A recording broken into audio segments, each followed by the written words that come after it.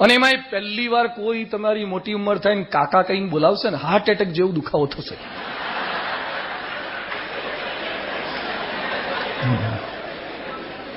અત્યારે આ તો તમે યુવાન છો અને કોલેજમાં છો અને છોકરા છોકરીઓ બધા છો એટલે કોઈક આપણી સામે જોવે તો જે મજા આવે. તો તમારા મમ્મી પપ્પા તો મોટી ઉંમરના, હવે કેમ નથી જોતું કોઈ? ઉંમર થઈ ગઈ, પૂરું. આ જિંદગાની નાની એવી નાની શી કહાની મહા મોટા ધ્યાની કહે.